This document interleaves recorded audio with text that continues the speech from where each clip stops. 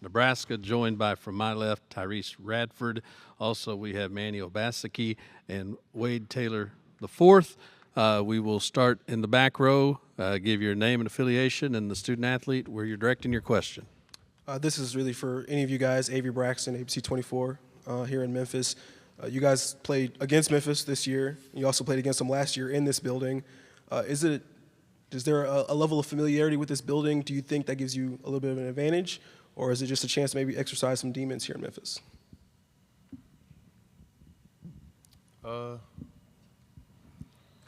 I would say, you know what I'm saying, I mean, it's a little familiar to me. I don't know.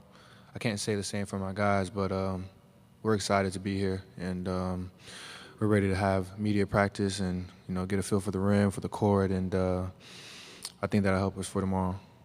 I would say it's more familiar for our fans. Like, it's closer to Texas than, you know, some of the other destinations. Like Manny said, we're just happy to be here. Excited to play in this wonderful arena again. Hopefully come out with a win. A couple of them. For me, I'm going to just say, yeah, it's kind of familiar, but I'm looking at everything this year as like we've been here before, but still treat it as if like it's kind of new because it's a new season. We're here to the center.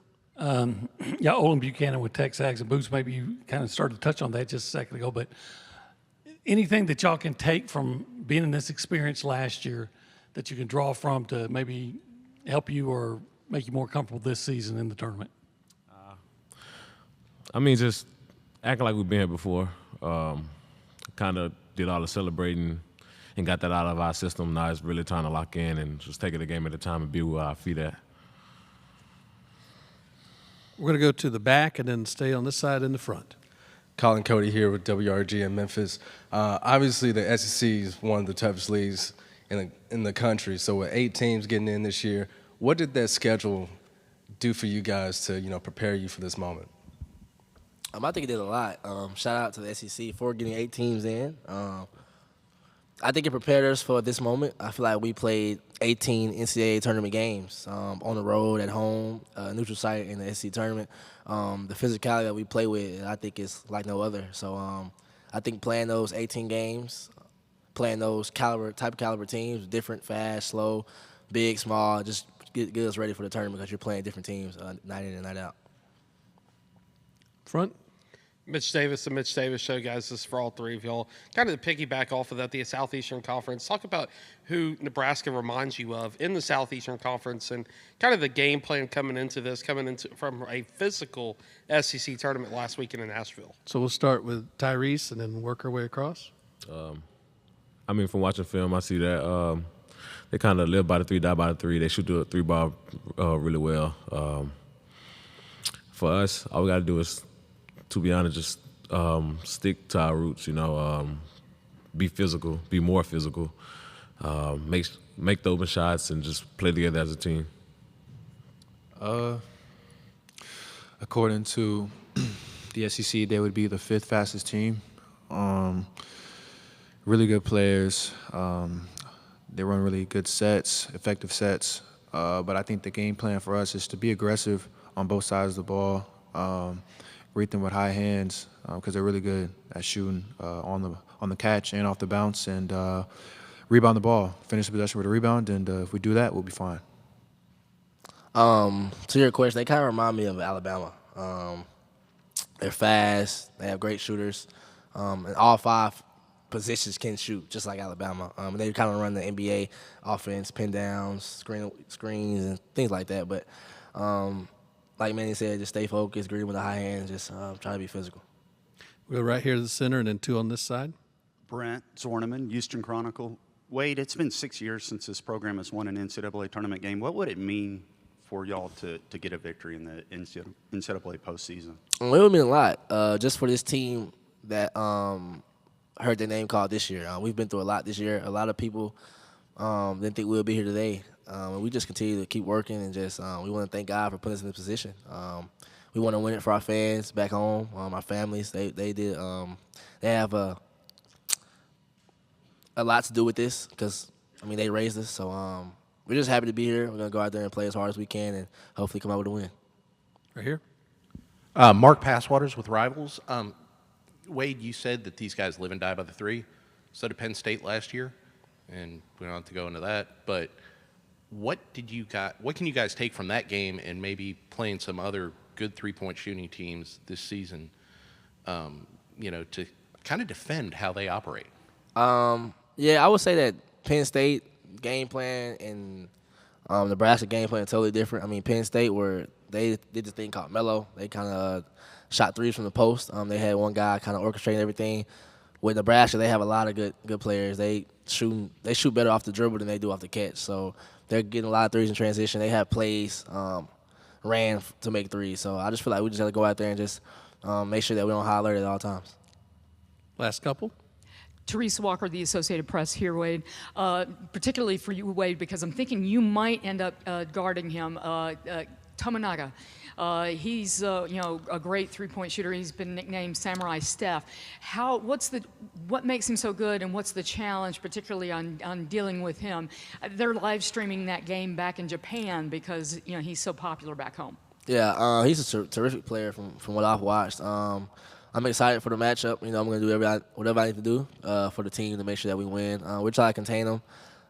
He's a great player, so you just can't shut him down. He's going to make shots, so we just have to make sure we stay focused and continue with the game plan. Center?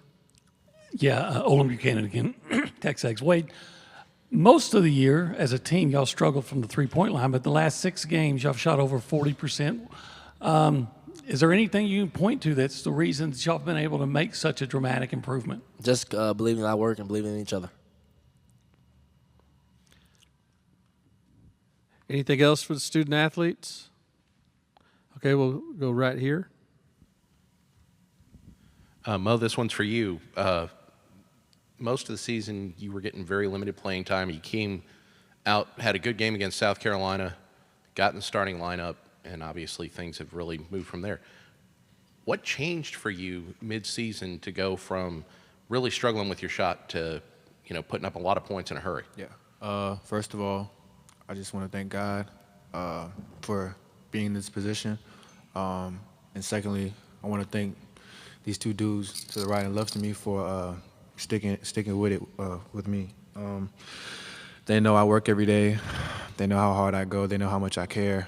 And through it all, they always made sure I was okay and that I just keep going, that I never stop. And I have a great coaching staff and other great teammates in that locker room that believe in me and that support me and love me. So if it wasn't for that, I wouldn't be able to do what I'm doing. So, yeah. Last one to our right. James Fletcher from On3.